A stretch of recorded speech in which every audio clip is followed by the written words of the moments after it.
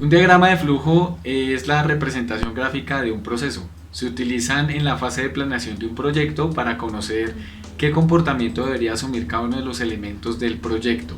En programación, por ejemplo, se hace un algoritmo, el diagrama de flujo, y después se pasa al código. Vamos a hacer un ejemplo con un montaje que ya tengo en la plataforma Tinkercad. Analizamos el código y luego les explico cómo se puede pasar este código a diagrama de flujo utilizando PowerPoint. Aquí también les explico qué elementos esenciales debería tener un diagrama de flujo. Iniciemos.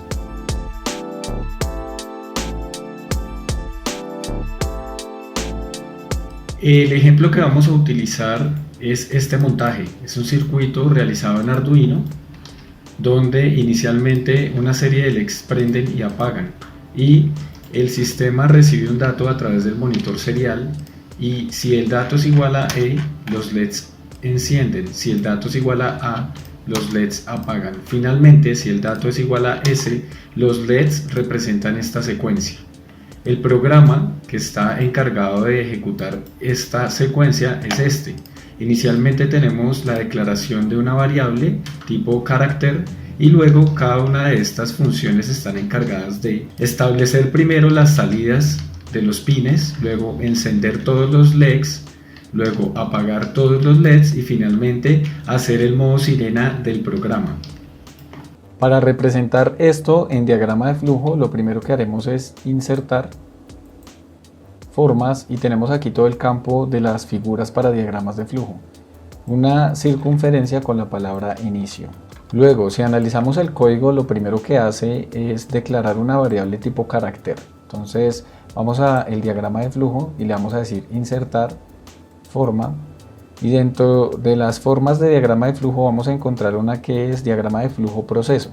Para todos los procesos o tareas que incluya el proceso que estamos describiendo vamos a agregar un rectángulo. Entonces aquí, y lo primero que hacemos es declarar esa variable tipo carácter. En el caso de este código tiene el nombre de dato. Entonces le puedo decir aquí igual a dato. Después de declarar la variable tipo carácter, vamos aquí al método setup dentro del código y se establece la comunicación serial para poderle enviar datos a través del puerto. Vamos de nuevo al diagrama de flujo y vamos a agregar otro rectángulo. Puedo copiar y pegar y inmediatamente debajo. Entonces se inicia comunicación serial. Revisando después el código, lo que hace la placa establece las salidas de los pines para poder utilizar los pines de la placa Arduino como salidas y después enciende y apaga los LEDs dos veces. Vamos a copiar y a pegar y cambiamos los valores.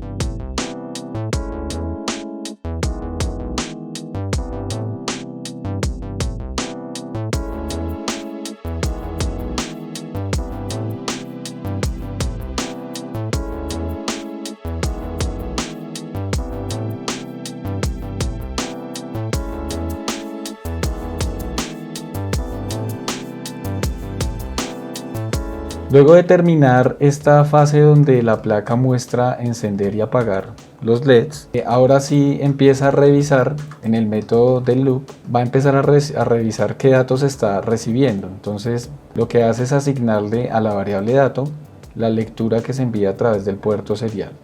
En el diagrama de flujo esto también es un proceso. Vamos a ponerlo por acá.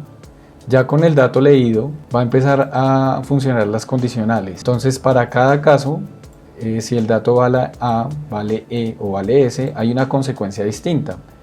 Vamos a insertar formas y vamos a agregar esta forma. Las decisiones, las condicionales en programación tienen dos salidas. Para el caso en que la condición se cumpla, es decir, que de verdadera, y para el caso en que la condición de falso. Aquí dentro del rombo debemos agregar la pregunta o la decisión que se está tomando. Si dato es igual a la letra A. Tenemos que agregar 3 en total. Insertar, vamos a agregar una flecha por acá, copiar y pegar, voy a agregarla por acá, voy acá y sabemos que en caso que dé A, va a apagar todos, apagar, ¿cierto? Ahora, para cada uno de estos, entonces la consecuencia sería distinta. En este caso sería encender todos y finalmente, en este caso, sería modo sirena. Bien, aquí para indicar que se trata que dio verdadero, la condición que se está preguntando, podemos insertar un cuadro de texto donde se indique con la palabra sí. Entonces voy por acá y le digo sí. Esto es para indicar que la condición sí se ha cumplido. Caso que A, caso que E y caso que S. Pero faltaría algo. En caso que no se cumpla la condición que se está evaluando, hay que conectar los elementos. El código lo que hace es que si no se cumple esta condición, salta a revisar si se cumple esta. Si no se cumple esta, salta a revisar esta. En un diagrama de flujo eso se ve así. Vamos a decir insertar. Vamos a insertar una flecha y vamos a unir este con este.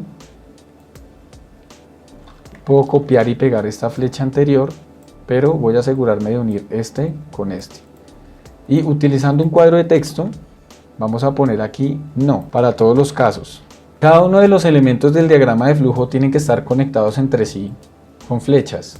Entonces son flechas y no líneas. Las flechas se utilizan porque nos permiten saber cómo debe ser leído el diagrama de flujo. Voy a empezar a conectar todos los elementos. Para esto, la herramienta PowerPoint nos dice desde dónde puede iniciar una flecha y a dónde puede terminar.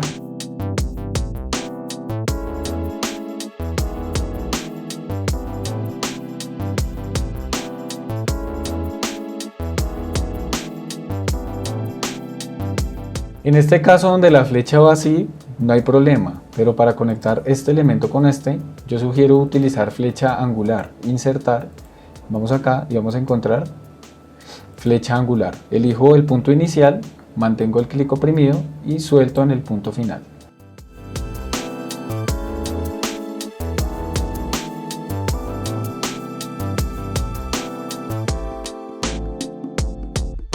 Aquí sabemos que según el código del funcionamiento de este programa, después de que se ejecuta el revisar cada una de estas condiciones, como estamos dentro de un método que se repite, el método loop, entonces él va a volver aquí a leer el dato.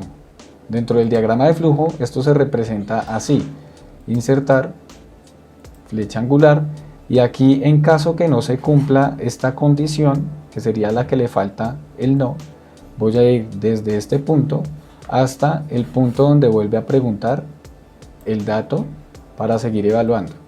Entonces jalo por acá y le voy a dar color blanco. Me faltaría el texto para indicar que se trata del no.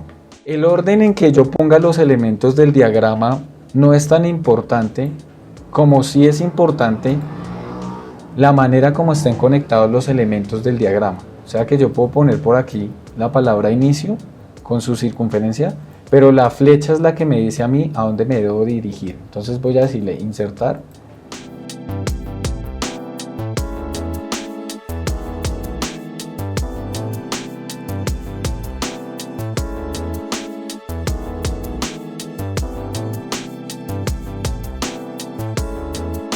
Esto pregunta si el sistema está encendido, entonces si eso se cumple, empieza a ejecutar lo que ya hemos descrito en el diagrama de flujo. Pero en caso que eso no se cumpla y que nuestro sistema no esté encendido, voy a poner por aquí el no, entonces finalizaría la evaluación. Por otra parte, estas tres acciones que están relacionadas con la condición, al finalizar su ejecución tienen que ir a evaluar de nuevo qué valor toma el dato. Entonces vamos a conectarlo con flechas.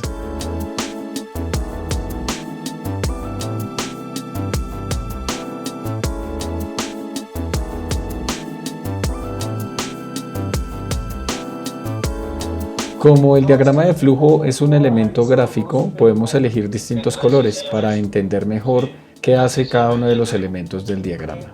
Bien, espero que les haya gustado. Así se realiza un diagrama de flujo a partir del análisis de un código.